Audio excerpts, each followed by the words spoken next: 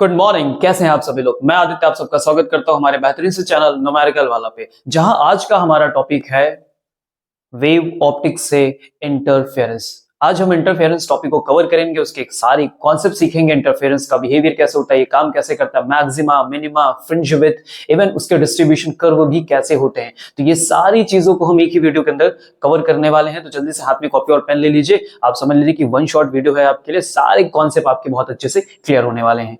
Get it. तो आइए शुरू करते हैं हम अपने इंटरफेरेंस के टॉपिक को। तो इंटरफेरेंस का टॉपिक समझने से पहले हमें समझना होगा प्रिंसिपल ऑफ सुपरपोजिशन को। ठीक है, तो वेव सुपरपोज्ड कैसे होती है। तो मान लो कि मीडियम में कोई दो वेव्स हैं जो ट्रैवल कर रही हैं। देखिए कैसे, when a number of waves travelling through a medium superpose on each other, the resultant displacement at any point at a given instant is equal to the vector sum of the displacement.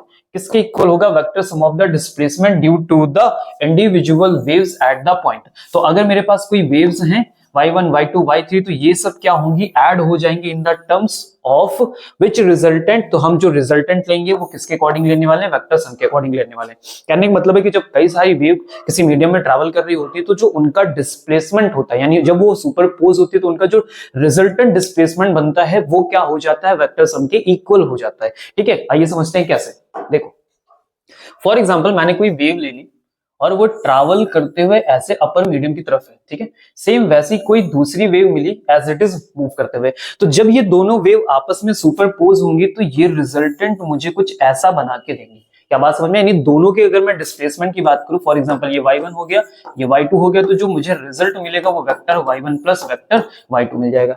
आते हैं, for example कोई दूसरी wave है जो नीचे की तरफ ऐसे ट्रैवल कर रही है। अगर ये दोनों आपस में सुपरपोज होंगी तो मुझे रिजल्टेंट कैसा मिलने वाला है? कुछ ऐसा मिलने वाला है। अगर मैं ऐड करूंगा तो वेक्टर क्या मिलेगा? y1 plus vector y2। समझ में आ रही बात मैं क्या कह रहा हूं? ऐसे करके ऐड हो जाएंगे। एक और एग्जांपल से समझते हैं। फॉर एग्जांपल कि इस बार वेव क्या है? ऊपर की तरफ मूव कर रही है और दूसरी वेव क्या जस्ट अपोजिट ट्रैवल कर रही है ना, फॉर एग्जांपल। और दोनों की वैल्यू लगभग हम क्या ले लेते हैं? सेम ले लेते हैं। ऐसी कंडीशन में फॉर एग्जांपल ये y1 हो गया और ये y2 हो गया। ऐसी कंडीशन में क्या होगा? दोनों एक दूसरे के एम्पलीट्यूड को क्या करेंगे? कैंसिल आउट करेंगे। और कैंसिल आउट करने के बाद जो हमारे पास रिजल्टेंट बचेगा उसी से वेव क्या करेगी? ट्रैवल करते हुए चली जाएगी। क्या सबको बात समझ में आई? तो ये हमारी क्या होगी? रिजल्टेंट वेव होगी। तो ये दो वेव इंडिविजुअल्स हैं और उनके जो डिस्प्लेसमेंट है वो ऐड होने के बाद कुछ इस तरह से रिजल्ट को क्या करते हैं? प्रोड्यूस करते हैं। That is the superposition. Get it? क्या सबको बात समझ में आई? अब हम सुपरपोजिशन को यूज करने के बाद ही इंटरफेरेंस को सीख पाएंगे, क्योंकि इंटरफेरेंस के टॉपिक में सुपरपोजिशन का प्रिंसिपल यूज होने वाला है। ओके, तो हमारे सामने आ गया है interference of light, Young's double slit experiment. तो इसमें बात क्या हुई है, पहले उस बात को हम अच्छे से समझ लेते हैं। क्या लिखा हुआ है?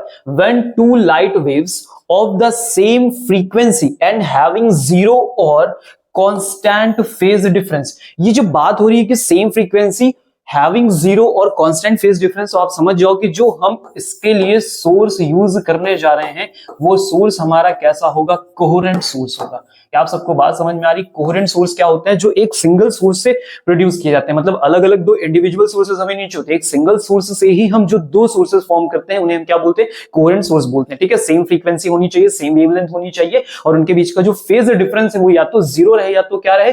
कांस्टेंट है। तो ऐसी ही बात हुई है, when two lights wave of the same frequency and having zero or constant phase difference traveling the same direction superpose on each other, the intensity in the region of the superposition gets redistributed. That's a very important term.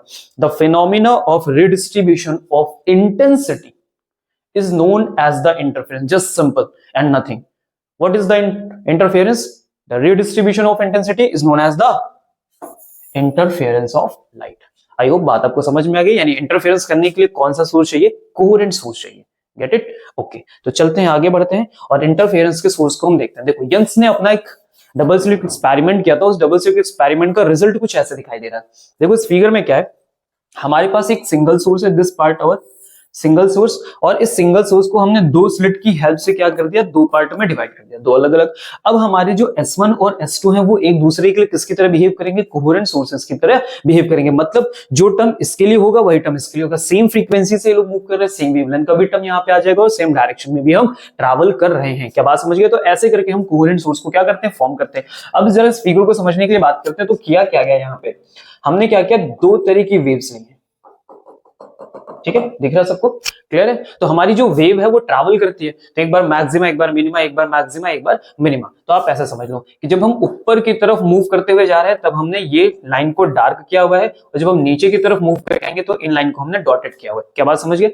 अगर इस तरह की दो line एक दूसरे से मिलेंगे तो हमारा जो रिजल्ट होगा वो ऐड होके आएगा, यानी मैक्सिमा बनेगा। इस तरह की जब दो लाइंस मिलेंगी तो रिजल्ट ऐड होके आएगा और क्या बनेगा? मैक्सिमा मिलेगा। जब क्या होगा, एक वेव ऊपर की तरफ और दूसरी वेव नीचे की तरफ, ऐसी कंडीशन में क्या होने वाला है? मिनिमा बनेगा। मतलब इस तरह के दो टर्म्स ऐड हो रहे हैं, वहां पे हम मैक्सिमा बना रहे हैं, इस तरह के दो टर्म्स ऐड हो रहे हैं, वहां पे भी हम क्या फॉर्म कर रहे हैं? As it is maxima form कर रहे हैं। लेकिन जब ये दोनों आपस में ऐड हो रहे हैं तो वहां पे क्या फॉर्म करेंगे? मिनिमा को फॉर्म करेंगे। देखो यहां से, देखो ये वेव्स ट्रैवल करती गई, तो देखो ये वाली वेव और ये डार्क लाइन जहां पे कट हुई है, दिख रहा है। इसके बाद देखो ये डॉटेड लाइन और अगली डॉटेड लाइन फिर से कट हुई, तो ऐसे करके हम लाइन को ट्रैवल कराते ले गए और कहां पे पहुंचे? P2 को। तो ये जो मेरा P2 है ये कैसी फ्रिंज बना के देगा मुझे? ये बना के देगा ब्राइट फ्रिंज। क्या बात समझ गए? सेम एज इट इज देखो, जहां पे हमारी लाइन क्या हुई है, अलग अलग कट हुई। देखो एक dark line dotted, dark dotted, dark dotted, dark dotted, और यहां पे हम क्या कर रहे हैं? अपने एम्पलीट्यूड को, जो हमारा रिजल्टेंट है वो कैंसिल आउट हो रहा है, इसलिए यहां पे जो हमारी फ्रिंज बनने वाली है वो हमारी फ्रिंज कैसे बनने वाली है? डार्क फ्रिंज बनेगी। क्या सबको बात यहां तक समझ में आई? That one is maxima and one is minima. क्या बात सबको क्लियर हुई? समझ में आ रहा है? गेट के क्लियर हो गया? तो ये हमारा डबल स्लिट एक्सपेरिमेंट था। इस तरह से हमारा कुछ बिहेवियर था और इस तरह से हमारे कुछ रिजल्ट्स थे। आगे बढ़ते हैं हम। तो आगे देखो क्या करने जा रहे हैं हम, condition for constructive and destructive interference. हम कंडीशन यूज करने जा रहे हैं कि कब कंस्ट्रक्टिव होने वाला है, कब डिस्ट्रक्टिव होने वाला है, और इसके लिए हम कैसे फॉर्मूले को फाइंड आउट करेंगे। ठीक है, तो ध्यान से देखो, यहाँ पे हमने दो वेव ले ली है। पहली वेव हमने ली है y1 is equal to a1 sin omega T, दूसरा लिया है a2 sin omega T plus 5। What is the omega T? Omega T is the phase. क्या बात में आ रही है? ओमेगा टी का जो टर्म है वो क्या रिप्रेजेंट कर रहा है? फेज को रिप्रेजेंट कर रहा है। यहाँ ओमेगा टी प्लस 5 क्या रिप्रेजेंट कर रहा है? फेज को रिप्रेजेंट कर रहा है। Get it? A1 और A2 क्या रिप्रेजेंट करके दे रहे हैं? एम्पलीट्यूड को। तो दोनों वेव्स को जैसे हम रिजल्टेंट के टर्म में लेके आएंगे, यानी सुपरपोज का फॉर्मूला लगाएंगे, तो हमारे पास रिजल्ट क्या आएगा? y is equal to a sin omega T plus theta. यानी कुछ टर्म ऑफ एम्पलीट्यूड हमें गेट इट हुआ और कुछ हमें फेज आया। अगर हमसे क्वेश्चन एराइज हो कि how much you get the amplitude और डिस्प्लेसमेंट, तो हमें जो रिजल्ट मिला वो कैसे मिलेगा? तो अगर मैं यहां से a को कैलकुलेट करना चाहूं तो a square is equal to मुझे यहां पे मिलेगा, अगर मैंने स्मॉल टर्म में लिया तो हम इसे स्मॉल कर लेते हैं। देखिए a1 स्क्वायर प्लस a2 का square plus 2a1 a2 cos 5। ऐसे करके हमें क्या मिलता है? एम्पलीट्यूड का रिजल्ट मिलता है। अगर इसी एम्पलीट्यूड के रिजल्ट को मुझे किस में कन्वर्ट करना हो, आई के टर्म में कन्वर्ट करना हो, तो एक छोटा सा रिलेशन होता है, intensity is directly proportional to the square of the amplitude. तो अगर मैं इस फॉर्मूले को आई के टर्म में लिखना चाहूं तो देखो क्या लिख सकता हूं? a1 की जगह में लिख सकता हूं i1, a2 की जगह में लिख सकता हूं i2 प्लस 2। अब यहाँ पे a1 a2 स्क्वायर का टर्म नहीं है तो हम यहाँ पे अंडर रूट में लिख लेंगे i1 i2, और मेरे पास रिजल्ट क्या आ गया? cos 5 का रिजल्ट आ गया। क्या सबको यहां तक बात समझ में आई? क्लियर हो रहा है? अब जरा इन दोनों टर्म्स में देखो, एक छोटी सी बात कॉमन है। कौन सी बात कॉमन है? अगर मुझे इसका होल रिजल्ट मैक्सिमम या मिनिमम ले जाना हो, सेम एज इट इज यहां के लिए भी, अगर मुझे इसका टोटल रिजल्ट मैक्सिमम या मिनिमम ले जाना हो, तो जो मेरी वैल्यू है वो किस बात पे डिपेंड करेगी?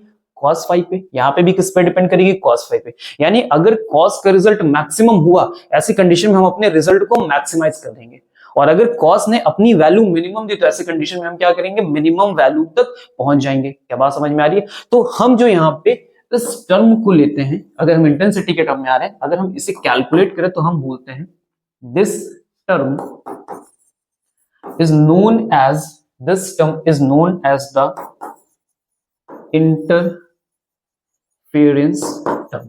ठीक है, इस टर्म को हम क्या बोलते हैं? इंटरफेरेंस टर्म बोलते हैं। यानी इसी पे सारी चीजें डिपेंड करती है। मैक्सिमम तो ये भी रिजल्ट मैक्सिमम, ये मिनिमम तो ये वाले रिजल्ट भी क्या हो जाते हैं? मिनिमम हो जाते हैं। क्या यहां तक बात समझ में आई? ओके, आगे बढ़ते हैं। चलो सीखते हैं कंस्ट्रक्टिव इंटरफेरेंस और डिस्ट्रक्टिव इंटरफेरेंस कैसे बनता है और कैसे काम करेगा, कैसे हम वहां के रिजल्ट तक पहुंचेंगे। ठीक है, आ जाओ। चलो देखो, पेन बदल लेते हैं। कंस्ट्रक्टिव इंटरफेरेंस का मतलब क्या होगा कि रिजल्ट क्या है? मैक्सिमम है। डिस्ट्रक्टिव का मतलब क्या होगा? रिजल्ट क्या हो जाए? मिनिमम हो जाए। तो कंस्ट्रक्टिव इंटरफेरेंस हम कैसे फाइंड आउट करेंगे? हमने फॉर्मूले तक हम पहुंच गए थे। आओ जो फॉर्मूले तक हमारे पास रिजल्ट क्या आया था, तो हमने अभी जो रिजल्ट यहाँ पे कैलकुलेट किया है वो क्या कैलकुलेट किया? i is equal to i1 plus i2 plus 2 under root i1 i2 cos phi. यहां तक हम पहुंच गए। अब कंस्ट्रक्टिव करने के लिए हम रिजल्ट चाहते हैं कि हमारा क्या हो, मैक्सिमम। यानी कंस्ट्रक्टिव कब बनेगा, जब हम मैक्सिमा के रिजल्ट तक जाएंगे। और मैक्सिमा कब होगा, जब हमारा cos फाई क्या कर रहा हो, मैक्सिमम वैल्यू हमें दे रहा हो। तो cos फाई की अगर हम मैक्सिमम वैल्यू की बात करें तो वो किसके बराबर होगा, 1 के बराबर होगा। ऐसी कंडीशन में जो हमारे पास फाई का रिजल्ट आएगा वो कितना आएगा, तो 1 कब मिलता है, 0 डिग्री पे मिल जाता है, तो फाई की वैल्यू 0 होगी। क्या और भी रिजल्ट मिल सकते हैं, हाँ। तो सेम वैल्यू अगर दोबारा मुझे कभी भी रिजल्ट में चाहिए तो आप कितना मूव कर जाओ, 360 मूव कर जाओ, तो आप सेम एज इट इज उतने ही रिजल्ट पे दोबारा क्या करेंगे, पहुंच जाएंगे। तो 360 मूव करने का मतलब कितना हो गया, 2 पाई। अगली बार 2 पाई से सेम रिजल्ट चाहिए तो 2 पाई और आगे जाओ, कितना हो जाएगा, 4 पाई हो जाएगा। अगली बार और आगे मूव करना चाहते हैं तो कितना हो जाएगा, 6 पाई हो जाएगा। तो ऐसे करके मेरे पास क्या होंगे, 5 के रिजल्ट आ जाएंगे। यानी जब मैं ये वैल्यू यहाँ पे पुटअप करूंगा तो मेरा जो इंटरफेरेंस है वो क्या कहलाएगा, कंस्ट्रक्टिव कहलाएगा। क्या बात सबको समझ में आ गई यहां तक? ओके, सेम ऐसे आ जाते हैं डिस्ट्रक्टिव इंटरफेरेंस में। डिस्ट्रक्टिव इंटरफेरेंस मुझे कब मिलेगा, जब ये मुझे क्या बना के दे दे, मिनिमा बना के दे दे। Get it? अब मिनिमा मुझे कब मिलेगा, जब मेरे लिए cos फाई की वैल्यू कम से कम हो जाए। तो कम से कम वैल्यू क्या होती है, 0 नहीं, उससे भी कम क्या होती है, -1। तो cos फाई की वैल्यू मुझे क्या मिलेगी, -1। ऐसे कंडीशन में मेरे पास फाई का जो रिजल्ट आएगा वो क्या आएगा, तो -1 की वैल्यू कब आती है, 80 पे आती है। 80 मतलब कितना हो गया, पाई हो गया। अगली बार रिजल्ट रिपीट करना तो मैंने क्या कहा, 360 घूम जाओ, घूमोगे 2 पाई ऐड करो, कितना हो गया, 3 पाई। अगली बार मुझे रिजल्ट कितना मिलेगा, तो अगली बार रिजल्ट होगा 5 पाई। अगली बार रिजल्ट मुझे कितना मिलेगा, 7 पाई मिलेगा। तो ऐसे करके मुझे डिस्ट्रक्टिव इंटरफेरेंस मिलेंगे जब मैं वैल्यू को यहाँ पे ले जाके क्या कर दूंगा, पुटअप कर दूंगा, फाइंड आउट कर दूंगा। ठीक है, ओके। इस क्वेश्चन बनाने से पहले छोटी सी बात और, ये रिजल्ट तक हम पहुंच गए। ओके, अब आगे और क्या चीजें हमें मिलती है जरा उसको समझ लेते हैं। तो ये मैक्सिमा हो गया, ये मिनिमा हो गया। अब मैक्सिमा में एक टर्म हमसे और पूछा आता है कि फेज के टर्म में तो मैक्सिमम ढूंढ लिया, अगर मुझसे कोई कहे पाथ के टर्म में मैक्सिमा और मिनिमा ढूंढ के लाओ तो कैसे कैलकुलेट करोगे। आ जाओ, एक छोटा सा रिलेशन होता है उससे सॉल्व कर लेते हैं। क्या रिलेशन होता है हमारे पास, तो हमारे पास रिलेशन होता है 2 पाई बाई लैम्डा। यहां होता है पाथ डिफरेंस और ये टर्म बराबर होता है किसके, फेज डिफरेंस के बराबर होता है। क्या बात समझ गए? अगर मैं यहाँ पे फेज डिफरेंस की वैल्यू पुटअप करना शुरू कर दूं, पहली बार 0, अगली बार 2 पाई, 4 पाई, 6 पाई, ऐसी कंडीशन में मुझे डेल्टा एक्स की क्या क्या वैल्यूज मिलेंगी। तो मैं पहला डेल्टा एक्स कैलकुलेट करता हूं, जब मैंने यहाँ पे 0 रखा तो सारे टर्म 0 हो जाएंगे। तो पहला हो गया 0, कॉमा। अगली बार मैं यहाँ पे 2 पाई रखूं तो 2 पाई से 2 पाई कैंसिल हो गया, इधर की वैल्यू मुझे क्या मिल जाएगी, लैम्डा। अगली बार मैं 4 पाई रखूं, फिर से कैलकुलेट करूं तो 4 पाई और 2 कितना मिल गया मुझे रिजल्ट, 2 लैम्डा। यानी हर बार वैल्यू 1 2, तो अगला कितना आएगा 3, अगला कितना आएगा 4। यानी फाइनल अगर मैं रिजल्ट यहाँ का लिखना चाहूं तो मैं ऐसे लिख सकता हूं, that is the N lambda. मतलब कौन से मल्टीपल नंबर 1 2 3 4 से मल्टीप्लाई करते जाएंगे तो लैम्डा के मल्टीपल में जो भी रिजल्ट आएंगे वो सब किसके लिए होंगे, कंस्ट्रक्टिव के लिए होंगे। आ जाओ डिस्ट्रक्टिव देख लेते हैं। तो डिस्ट्रक्टिव के लिए फिर से भी भाई फॉर्मूला लगाएंगे, 2 पाई बाई लैम्डा, यहाँ लिखा delta X is equal to यहाँ क्या लिखा, डेल्टा फाई। ओके, अब चलते हैं वैल्यू पुटअप करना शुरू करते हैं। तो पहली वैल्यू कितनी है, यहाँ पे 5 रखते हैं। 5 से 5 कैंसिल आउट होता है तो फर्स्ट रिजल्ट जो मिलेगा वो कितना मिल गया, लैम्डा बाई 2। सिंपल। अगली बार वैल्यू पुट करो, अगली बार कितना है 3, यहाँ पे 3 पाई, पाई से पाई कैंसिल हुआ, रिजल्ट वहां पे भेजेंगे तो कितना हो जाएगा, देखो ध्यान से, 3 लैम्डा और अपॉन में कितना आ गया 2। तो अगली बार कितना मिलेगा, 5 लैम्डा बाई 2। ऐसे करके हमें अगले रिजल्ट मिलते क्या होंगे, चले जाएंगे। क्या बात सबको समझ में आ रही, सिंपल सी बात है, क्लियर है। तो अगर मैं इसके लिए सिंपल सा फॉर्मूला लिखना चाहूँ तो मैं क्या फॉर्मूला लिखूंगा, तो हर बार देखो हमारा टर्म लैम्डा, फिर 3 लैम्डा, फिर 5 लैम्डा, ऐसे करके आ रहा है। तो हम इसके लिए जनरल सा फॉर्मूला लिख सकते हैं 2n-1 लैम्डा बाई 2। तो ये हमारा क्या हो जाएगा, बेसिक सा रिजल्ट हो जाएगा। तो यानी जब भी हम ये वाली वैल्यूज को वहां पे पुटअप करेंगे हमें आंसर मिल जाएंगे। क्यों, कंस्ट्रक्शन और डिस्ट्रक्शन ऐसे करके काम करेगा। क्या बात समझ गए हम लोग? ओके, बढ़े आगे, गेट इट। चलो अगला देखो क्या है, find the resultant intensity of 2 waves having I intensity of each with 2 pi phase difference। हमसे क्वेश्चन ने कहा है कि आप क्या करो, इंटेंसिटी फाइंड आउट करके दो नेट। तो नेट इंटेंसिटी का पहले फॉर्मूला लिखो, क्या होता है, I1 plus I2 plus 2 under root में क्या लिखते हैं, I1 I2 और यहाँ लिखते हैं cos फाई। फेज डिफरेंस 2 पाई का हमें पहुंचना है, ठीक है। अब इसने क्या बोला कि सारी वैल्यू हमारी क्या है, सेम है, तो हमने सारी वैल्यू को सेम कर दिया, I स्क्वायर cos फाई। ये इंपॉर्टेंट रिजल्ट है इसलिए हम इस पे बात करने जा रहे हैं, ठीक है। इसे आप एज इट इज फॉर्मूले की तरह यूज करेंगे। तो यहाँ पे 2 आ चुका है, यहाँ पे I बाहर आ जाएगा और यहाँ क्या आ गया, cos फाई। जरा 2 पाई कॉमन कर लो तो अंदर क्या बचेगा, 1 प्लस cos फाई, ठीक है। अब इस टर्म को सॉल्व करने के लिए हम लोग क्या करते हैं, थोड़ी सी मैथ का यूज करते हैं। तो होता है cos 2 थीटा, ऐसा कोई फॉर्मूला पढ़ा हम लोगों ने, याद है? तो क्या आता था 2 cos स्क्वायर थीटा माइनस 1, मतलब जितना एंगल होता था उसमें रिजल्ट क्या हो जाता था, हाफ हो जाता था। सेम एज इट इज अगर मैं यही बात फाई के लिए लिखना चाहूं तो इसको मानो 2 है, तो ये लिखा 2 cos स्क्वायर और थीटा, तो थीटा क्या हुआ था, 2 का आधा हो गया, तो यहाँ कितना हो गया 5/2 हो गया माइनस 1। इस रिजल्ट को यहाँ पुट करो तो 1 minus 2 cos square 5/2 minus one से कैंसिल कर दीजिए, तो रिजल्ट बनेगा 2i मल्टीप्लाई बाई 2, तो मैं सीधे लिख लेता हूं, बार बार लिखने की क्या जरूरत है, सीधे लिखते हैं, that is the 4i cos square 5/2, तो that is your net resultant. क्या यहां तक बात समझ में आ गई? तो कभी भी कोई इंटेंसिटी सेम करके आपसे आंसर मांगे तो सीधे ये फॉर्मूला यूज करना है, इतना काम नहीं करना, देखो इतना बचत हो जाएगा, सीधे ये यूज करो, ठीक है। अब देखो फेज का डिफरेंस ये है, तो सर एक लाइन का काम है, फेज डिफरेंस रखो जरा यहाँ पे, 4i cos स्क्वायर, फाई की वैल्यू कितनी है 2 तो 2 अपॉन 2 से 2 कट गया, cos फाई की वैल्यू -1 और -1 का होल स्क्वायर करोगे तो 1 आएगा, फाइनल रिजल्ट कितना आ जाएगा तुम्हारे पास 4i, दैट्स योर आंसर। क्या बात समझ में आई? Get it? क्लियर हुआ? बढ़ते हैं, चलो अगले पे आ गए। तो अब हमने इतनी बातें कर ली, तो एक छोटी सी बात है, फ्रिंज विड्थ क्या होती है, फ्रिंज पे बात होगी, कंस्ट्रक्टिव है, डिस्ट्रक्टिव है, एक डार्क होगी, क्या होगी। अब बात करते हैं फ्रिंज विड्थ भी तो कुछ होती होगी कि कितना सेपरेशन होता है, कितनी लेंथ होती है, कितनी विड्थ होती, कम होती है, ज्यादा होती है, इक्वल होती है, इस पे बात कर लेते हैं। तो देखो फ्रिंज विड्थ के लिए हमने सेम पैटर्न पे आगे वही वाला टर्म है, ठीक है, डेमोन्स्ट्रेट कर रहे हैं। सोर्स है हमारे पास H1 H2 है, हमने कोई दो वेव्स को ले लिया और एक जगह पे ले जाके सुपरपोज कर दिया, जहां पे सुपरपोज हुई हमने मान लिया कि वहां पे हमारी कोई भी मैक्सिमा मिनिमा कोई सी भी फ्रिंज बनी है, ठीक है, आप लेट कर लो। उसके डिस्टेंस देखो हमने सेंटर से मेजर किया, दैट इज द x, तो ये हमने सेंटर से ले लिया।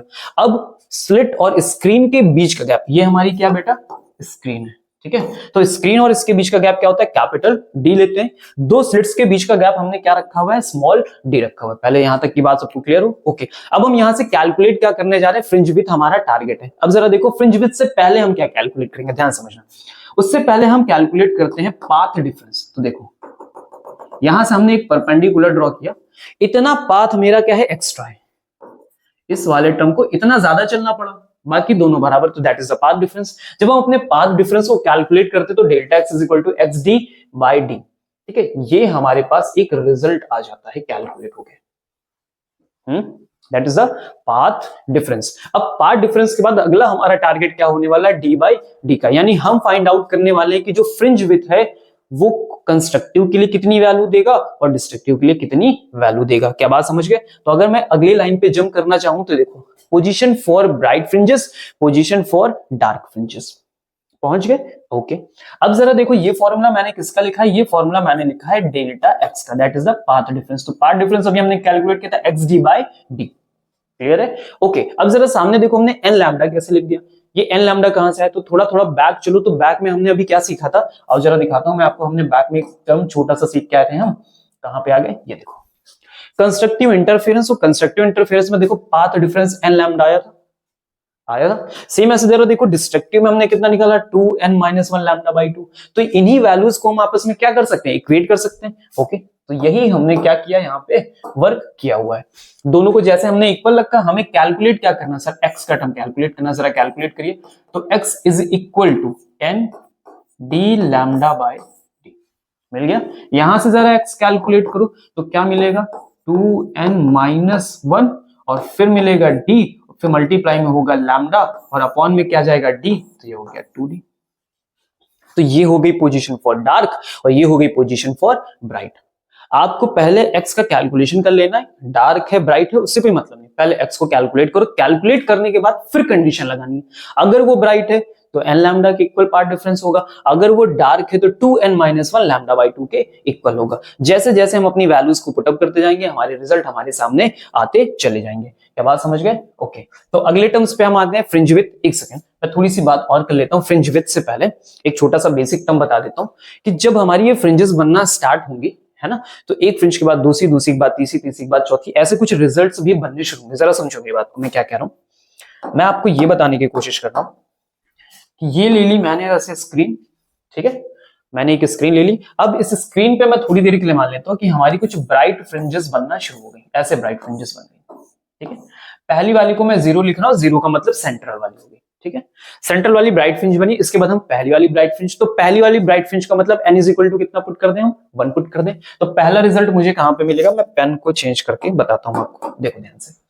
पहला रिजल्ट मुझे मिलेगा d लैम्डा बाई डी पे, इस पे मैं 2 पुटअप करूं तो कहां मिलेगा 2d lambda by D. Same ऐसे नीचे भी ब्राइट फ्रिंजेस बनी, तो पहली ब्राइट फ्रिंज मुझे कहां मिलेगी minus D lambda by D. Minus क्यों कर रहे हैं, ठीक है, साइन कन्वेंशन के अकॉर्डिंग अपोजिट जा रहा है तो नेगेटिव कर दे रहे हैं। फिर minus 2d lambda by D, फिर minus 3d lambda by D. तो यहां तक हम ऐसे पहुंचते चले जाएंगे। हाँ, अब जो अगला नंबर आता है डार्क का, तो वो डार्क फ्रिंजेस कहां पे अवेलेबल होंगी, तो अगर हम डार्क फ्रिंजेस की बात करने जाएं तो देखो कहां मिलेंगी। फर्स्ट ब्रिंज और जो हमारी सेंट्रल है इसके बीच में कहीं एक रास्ता मिलेगा, वहां पे चलो अच्छा जरा यहाँ पे वैल्यू पुट करने की कोशिश करते, तो 0 पे तो पहला बन चुका है, यानी अब हम यहाँ पे 0 नहीं पुट कर सकते, तो n की वैल्यू हम यहाँ क्या पुट करेंगे, 1 पुट करेंगे। जरा पुट करो, तो 2 माइनस 1 कितना बचा 1, और 1 को मल्टीप्लाई करोगे तो क्या मिलेगा लैम्डा बाई 2 का टर्म, मतलब यहाँ से जो टोटल रिजल्ट मिलेगा d लैम्डा बाई 2d मिलेगा। मतलब ये जो आया है इसका आधा, मतलब हम इसके कहीं बीच में लाइक कर रहे हैं। रिजल्ट क्या रहा जरा समझो, half d lambda by D, दो के बीच में। अगला रिजल्ट देखो कहां मिलेगा, तो अगली बार यहां कितना पुट कर दो, 1 पुट किया था, अगली बार कितना पुट करो 2, 2 2 कितना हो गया 4, 4 माइनस 1 कितना हो गया 3, 3d लैम्डा बाई 2d। यानी अगला वाला जो रिजल्ट मिलेगा वो 2 और 1 के बीच में मिल रहा है। पहला देखो 0 और 1 के बीच में मिला था, ये 0 है ये 1 है, 0 और 1 का आधा कितना होता है 0.5, देखो 1/2 मतलब 0.5। अगला देखो 1 और 2, तो 1 और 2 के बीच का आधा कितना, 1 और 2 के बीच में मिड पॉइंट कहां मिलेगा 1.5 पे मिलेगा। 1.5 को क्या हम 3/2 लिख सकते हैं, बिल्कुल लिख सकते हैं, तो 3d लैम्डा बाई डी। देखो भाई रिजल्ट मेरा, तो हर एक ब्राइट डार्क ब्राइट डार्क, तो 2 ब्राइट के बीच में एक डार्क, 2 ब्राइट के बीच में एक डार्क, या फिर 2 डार्क के बीच में एक ब्राइट। देखो 2 डार्क 1 ब्राइट, 2 डार्क 1 ब्राइट, ऐसे करके फ्रिंजेस हमारी फॉर्म होती है। क्या बात समझ गए, बढ़े आगे, ओके चलो। अगला है तो फ्रिंज विथ, तो फ्रिंजेस की बात कर ले तो हम बात करते हैं फ्रिंज विथ की। तो ये फ्रिंज विथ क्या होती है सर, बहुत सिंपल सी बात है, अभी जो हमने बात की चलो इसी में समझ लेते हैं, इसको बैक करते हैं। ये देखो यहाँ पे what is the fringe with, तो फ्रिंज विथ का जो टर्म होता है वो 2 के बीच का गैप होता है। कौन सी 2 के बीच का गैप, पहले ये समझना, एक डार्क और एक ब्राइट कभी नहीं लेना है, हमेशा 2 ब्राइट या फिर 2 डार्क, उन्हीं के बीच का जो गैप होगा that is the fringe width two consecutive dark fringes और ब्राइट फ्रिंजेस।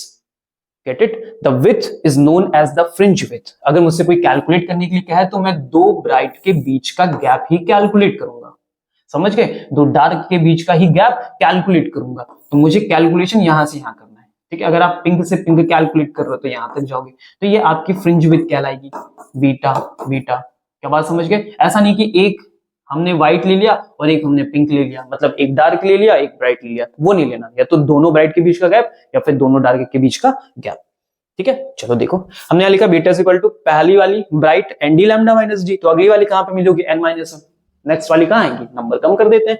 रिजल्ट निकाला तो डिफरेंस क्या मिला, डी लैम्डा बाई डी मिला।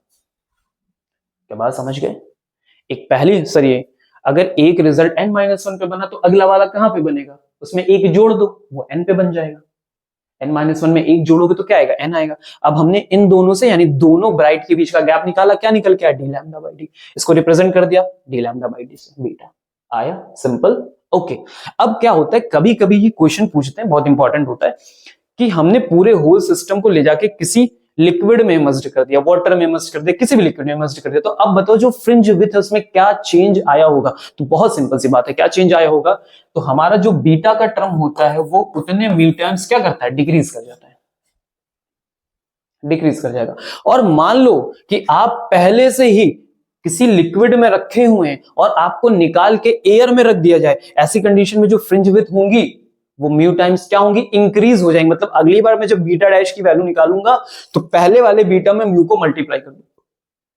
क्या बात समझे, अगर हम हाई रिफ्रैक्टिव इंडेक्स में जा रहे हैं तो वैल्यू डिक्रीज करेगी, अगर हम लोअर रिफ्रैक्टिव इंडेक्स में आ रहे हैं एज अ कंपैरिजन जिसमें आप पहले थे तो वहां से वैल्यू क्या कर जानी चाहिए, इंक्रीज कर जानी चाहिए, मल्टीप्लाई आना चाहिए, सिंपल, गेट इट, ओके। आगे बढ़ते हैं, बहुत बेसिक बेसिक चीजें समझते चलते हैं। एक छोटा सा टॉपिक और कभी कभी चुल्ले से कर लेते हैं, पूछ लेते हैं, एंगुलर फ्रिंज विथ क्या होती है। एंगुलर फ्रिंज विथ मतलब कितना एंगल, अभी तो फ्रिंज विथ पे बात होगी तो डिस्टेंस नाप लिया, अब वो यही बात कह रहे हैं एंगल के टर्म में बताओ, 30 डिग्री बताओ, 40 डिग्री बताओ, 50 डिग्री बताओ, ऐसे बताना है, ठीक है। आओ चलो, तो देखो ये फ्रिंज विथ है ना, 2 के बीच की जो भी हमने बनाई थी, पिंक टू पिंक तो हमारी एक फ्रिंज विड्थ आ गई। अब फ्रिंज विड्थ कहां से बन रही होगी? सोर्स से। तो सोर्स और स्क्रीन के बीच का गैप कितना होता है? डी होता है। अब मैंने यहां से एंगल फॉर्म कर लिया, तो एंगल कितना हो गया? थीटा। अब मुझे थीटा कैलकुलेट करना, तो क्या मैं लिख सकता हूं? tan theta is equal to perpendicular upon base, लिख सकता हूं। अब क्योंकि जो फ्रिंजेस बनती हैं वो बहुत नैरो स्लिट से बनती हैं, तो उनके एंगल्स भी क्या होंगे? बहुत ही कम होंगे। तो मैं कह सकता हूं ये बात लगभग थीटा के इक्वल है, यानी theta is equal to beta by D. तो ये हमारा अगला फॉर्मूला है। तो कभी भी क्वेश्चन पूछा जाए तो जो भी फ्रिंज विड्थ आप निकालते हो उसको क्या करना? स्क्रीन वाली डिस्टेंस से डिवाइड कर देना, सिंपल। ओके, चलो आगे हमारे सामने इंटेंसिटी डिस्ट्रीब्यूशन कर्व। तो हमने सारी चीजें सीख ली, इंटरफेरेंस में मैक्सिमम चीज समझ आए। अब इसका डिस्ट्रीब्यूशन कैसे होता है? डिस्ट्रीब्यूशन कर्व का मतलब क्या हो गया कि उसकी जो इंटेंसिटी है वो सारे फ्रिंजेस के लिए same as it is distribute होगी, या फिर कुछ कम ज्यादा भी होगी। जो पैटर्न्स हमें मिलेंगे वो इक्वली ब्राइट या इक्वली डार्क होंगे, या फिर कम ज्यादा होंगे, डिम और ब्राइट होंगे। तो वो समझ लेते हैं, ठीक है। तो देखो यहाँ पे हमने कर्व बनाया हुआ है इंटेंसिटी के साथ, ये लाइन इंटेंसिटी रिप्रेजेंट करी और ये डिस्टेंस को रिप्रेजेंट करते हुए चले जा रहे हैं। अब जरा देखो, जो हमने यहाँ पे कलर रिप्रेजेंट किया हुआ है, हमने अपना पिंक कलर जो यहाँ पे लेकर रखे हैं, हर जगह जब आप देखोगे तो सारी आई की वैल्यू आपको क्या मिल रही है? सेम। ये जो कर्व ऊपर की तरफ गया है ये मैक्सिमम इंटेंसिटी को रिप्रेजेंट कर रहा है। और जब इंटेंसिटी हमारी मैक्सिमम होती है, आई जब मैक्स होता है, तो क्या होता है सर? कंस्ट्रक्टिव इंटरफेरेंस होता है। और जब हमारा आई मिनिमम पहुंच जाता है, तो आई मिनिमम कितना हो सकता है? कम से कम कितना हो सकता है? आई 0 हो जाए। तो अगर ये रिजल्ट 0 हो गया तो वो क्या बन जाएगा? डार्क फ्रिंज बन जाएगा, डिस्ट्रक्टिव इंटरफेरेंस हो जाएगा। तो अब जरा डिस्ट्रीब्यूशन को समझते हैं। देखो, जहां पे हमने आई मैक्स फाइंड आउट किया, ये वाला जो पॉइंट है वो क्या रिप्रेजेंट कर रहा है? कंस्ट्रक्टिव इंटरफेरेंस को। अब जरा देखो इसी कर्व के साथ आओ और देखो हम यहां आ गए। जैसे ही आप यहां पे पहुंचोगे इस वाले पॉइंट पे, ये पता है कौन सी जगह है? डिस्ट्रक्टिव इंटरफेरेंस की। तो डिस्ट्रक्टिव इंटरफेरेंस यानी पहला वाला हमें क्या मिल गया? Dark fringe. पहली वाली डार्क फ्रिंज के लिए फॉर्मूला भी हम लोग पढ़ के आए थे, क्या मिला था? डी लैम्डा बाई 2डी मिला था। अगली बार क्या मिला था? 3/2 डी लैम्डा बाई डी। अगली बार ऐसे सेम एज इट इज आप इधर आना शुरू करो, तो पहली जगह जो है वो माइनस की रहेगी, यानी -12 डी लैम्डा बाई डी। अगले आओगे तो -3/2 डी लैम्डा बाई डी। क्या बात समझ में आ रही है? हम इस पोजीशन को लोकेट कर रहे हैं, ये डार्क वाली, जहां पे हमने इंटेंसिटी को पूरी तरह से क्या कर दिया? लूज कर दिया। और फिर जैसे जैसे हम ऊपर बढ़ते जा रहे हैं, तो ये वाला जो गैप है वो किसका है? Dark fringes. और फ्रिंजेस के बाद जो हम गैप कवर कर रहे हैं वो किसका है? पूरा ब्राइट फ्रिंजेस का हमारा गैप है। तो ध्यान से देखो, तो इंटेंसिटी सबको इक्वली डिस्ट्रीब्यूट हुई है, यानी इंटरफेरेंस में जब इंटेंसिटी डिस्ट्रीब्यूट होती है तो सभी फ्रिंजेस को इक्वली जाती है, सबको इक्वल मैक्सिमम और सबको इक्वल मिनिमम। देखो, सबकी वैल्यू 0 आई है या फिर सबकी वैल्यू मैक्सिमम आई पहुंच गई है, सिंपल। ओके, चलो आगे बढ़ते हैं। ये भी समझ गए। एक छोटे से न्यूमेरिकल्स आ जाते हैं, बीच बीच में पूछ ले जाते हैं, तो इसके लिए हमने फॉर्मूला लिख लिया। क्या है? Comparison for intensities at maxima and minima. इसके लिए करने के लिए क्वेश्चन आता है मैक्सिमा और मिनिमा की इंटेंसिटी कभी कभी कंपेयर करते हैं। देखो, आई मैक्स का फॉर्मूला हमने लिखा है I1 + A2 का होल स्क्वायर। ये आया कहां से? तो आपके पास रिजल्ट है A1 + A2, फिर cos फाई का टर्म आ रहा था, है ना? तो मैक्सिमा के लिए जाते हैं, cos 90 पुट करोगे 0 हो जाएगा, तो A1 + A2 का होल स्क्वायर बचा। मिनिमा के लिए जाओगे, रिजल्ट पुट कर दोगे, ठीक है, मिनिमा के लिए -1 चला जाएगा, -1 पे डिफरेंस A1 - A2 का होल स्क्वायर बन जाएगा, ठीक है। बेसिक बात है, आप जानते हो। ओके, अब इसमें जो समझने वाली बात है वो क्या करते हैं हम क्या कर दें? A2 से दोनों तरफ डिवाइड कर दें, तो A1/A2 और ये 1 हो गया, यहाँ भी A1/A2 और ये 1 हो गया, इसका होल स्क्वायर। और फिर हम क्या करते हैं? इस वाले टर्म को हम कुछ लेट कर लेते हैं, ABCD, जो चाहो लेट कर लो। हमने यहाँ R लेट किया, आप यहाँ लेट कर लो, यहाँ पे भी इसको क्या लेट किया हमने? R। तो हमारे पास I मैक्स और I मिनिमम का फॉर्मूला बन गया I+1 और R-1 का होल स्क्वायर। तो जब भी कभी इंटेंसिटी का कंपैरिजन करने के लिए आए as in the terms of amplitude maxima minima के लिए, तो आप सीधे ये फॉर्मूला यूज करो R1+, ठीक है, हो जाएगा। ओके, बढ़ते हैं सर आगे बढ़े। तो कुछ छोटी सी बातें थी, हमने कहा ये भी आप जान लो, है ना, जाते जाते सुनते जाओ। तो आई थिंक मैंने सारी चीजें आपकी कवर कर दी। कुछ बेसिक सी बातें उनको भी जल्दी से कवर कर लेते हैं, ठीक है। और जो न्यूमेरिकल्स होंगे, मतलब अभी ये सीख लो, इसके बाद फिर न्यूमेरिकल पे जंप करेंगे। क्या है? कंडीशन फॉर सस्टेन इंटरफेरेंस, मतलब इंटरफेरेंस बना रहे, चलता रहे, सस्टेन करे, यानी कि थोड़ी देर वो फिर खत्म हो जाए। इसके लिए क्या चीजें जरूरी, समझो। पहली बात, सबसे पहला important point, two sources of light should be coherent.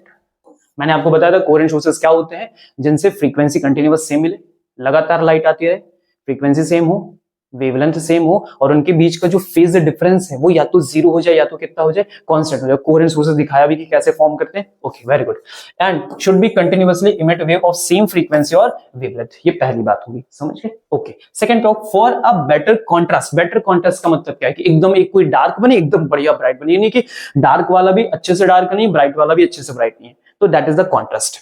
Between maximum and minimum intensity the amplitude of interfering, interfering मतलब जो इंटरफेरेंस में आ रहे हैं, वेव शुड बी इक्वल, क्या हो, इक्वल हो, यानी बढ़िया वाला इंटरफेरेंस कब होगा, जब I1 बराबर I2 के हो जाए, बढ़िया इंटरफेरेंस होगा। Okay, the interfering waves must travel nearly along same direction, ये भी थोड़ी सी इंपॉर्टेंट बात है कि सेम डायरेक्शन में ट्रैवल करते हुए, अभी हमने जब एग्जांपल्स लेते वो भी सेम डायरेक्शन के लेते हैं, है ना। अपोजिट डायरेक्शन में क्या होता है कि अपोजिट डायरेक्शन में होता है लेकिन स्टैंडिंग वेव बन के तैयार होती है, ऐसा समझ लो थोड़ी देर के लिए, स्टैंडिंग वेव जैसा बिहेवियर हो जाता है, up and down like that, same में रहते हैं तो बढ़िया ट्रैवल करते जाते हैं। खैर, and sources should be narrow, तो जो हम सोर्सेज ले वो नैरो ले, उसका मतलब क्या हुआ, सोर्सेज नैरो लेने का मतलब जो अभी हमने यहाँ पे ऐसे स्लिट बनाई थी, आपने देखा इनके बीच में ये गैप रखे हुए थे, तो ये गैप जान लो कैसे बनते हैं। आप ऐसे समझो कि आपके पास एक पॉलीथीन है, एक कार्डबोर्ड है कुछ, और आप क्या करो, ब्लेड लो, ब्लेड से कैसे कट मार दो, तो ब्लेड का कट कितने mm का होगा, ना के बराबर, एकदम पता ही नहीं चलेगा सर, वो पता नहीं चले वाली ही जगह है, पता है, इतना नैरो होना चाहिए, तब जाके बढ़िया इंटरफेरेंस होगा। ओके, चलो थोड़ी सी बातें और। The sources should be monochromatic, otherwise fringes of different color will overlap just to give a few observable fringes. सबसे इंपॉर्टेंट बात कि अगर बढ़िया सा इंटरफेरेंस ऑब्जर्व करना है तो लाइट कैसी होनी चाहिए, मोनोक्रोमैटिक होनी चाहिए। अगर लाइट मोनोक्रोमैटिक होगी, मोनोक्रोमैटिक का मतलब होता है सिंगल कलर ऑफ लाइट, ये तो आप जानते ही होंगे, जैसे मैं यहाँ पे पेन यूज कर रहा हूं, that is a single colour of light, तो ऐसी कंडीशन में बढ़िया दिखाई देगा। अगर आपने अलग अलग कलर्स ले लिया, डिफरेंट डिफरेंट कलर ले, इवन डिफरेंट कलर भी ना लेके आप केवल व्हाइट कलर से भी ये करने की कोशिश करोगे तो आपको पता है कि विबग्योर के पैटर्न देखने को मिल जाएंगे, यानी बहुत सारे कलर आपके फ्रिंजेस को बनाएंगे, सब अलग अलग कलर के फ्रिंजेस होंगे, आप समझ ही नहीं पाओगे डार्क कहां पे हो रहा, ब्राइट कहां पे हो रहा, कौन सा कौन कलर है, ठीक है, ऐसी बात होती है, तो ये चीज थोड़ा ध्यान देना है। अगला फिफ्थ है to have sufficient fringe with, अगर हम चाहें कि ठीक ठाक फ्रिंज विथ रहे, हमें पता चले कि भाई ये वाली ब्राइट है और ये वाली डार्क है ना, उसके लिए क्या करना है, the distance between that to coherent sources should be small, छोटा रखो सर, दो सोर्सेस के बीच का गैप है वो कम से कम रखो, ठीक है, मतलब ये जो हमने यहाँ पे ऐसे स्लिट के गैप किए हुए, यानी ये वाली वैल्यू सर, ये जो स्मॉल डी वाली वैल्यू, इसको क्या करो, कम रखो, जितना ज्यादा पास पास हो बेटर है, यानी कि एक डी यहाँ रखे, एक डी यहाँ रखा तो हो गया, तो इंटरफेरेंस तुम्हारा ही हो गया, तो पास पास रखो, ठीक है। Distance between two sources and the screen should be large, और स्क्रीन कम से थोड़ा दूर भी हो और बड़ी भी हो, पता चले इंटरफेरेंस के पैटर्न ऊपर से निकल जा रहे हैं तो दिखाई देनी चाहिए। आगे बात समझ में क्लियर हुई, तो ये सारी चीजें आज हमने क्या कर दिया, इंटरफेरेंस में कवर कर दिया। न्यूमेरिकल्स अभी हमने टच नहीं किए हैं, तो हम अगले लेक्चर में कोशिश करेंगे न्यूमेरिकल्स को टच करने की। आई होप कि आज आपका मैंने कॉन्सेप्ट क्लियर कर दिया, इंटरफेरेंस जैसा कोई टर्म बचेगा नहीं, थोड़ा गुणा भाग वाली चीजें, मैथ्स वाली चीजें हैं वो आप कर लेंगे, ठीक है, उसको हमने ऐड नहीं किया, बाकी हमने सारी कैलकुलेटेड जो टर्म्स होते हैं वो समझा दिए हैं, सिखा दिए हैं, कोर कॉन्सेप्ट को बता दिया है, तो इसे एक बार अच्छे से रिवीजन करें, वीडियोस को बैक करके पॉज करके समझ के अपने नोट्स लिखें और कंटिन्यू अच्छे से पढ़ाई करें, ठीक है। तो आज का टॉपिक यहीं तक, जब हम अगले लेक्चर में मिलेंगे तो इनके न्यूमेरिकल्स के साथ हम आएंगे, क्लियर है, तब तक आप कॉन्सेप्ट को क्लियर करें, मस्त रहें, खुश रहें, खाए पिए, जय हिंद जय भारत, सी यू, टाटा।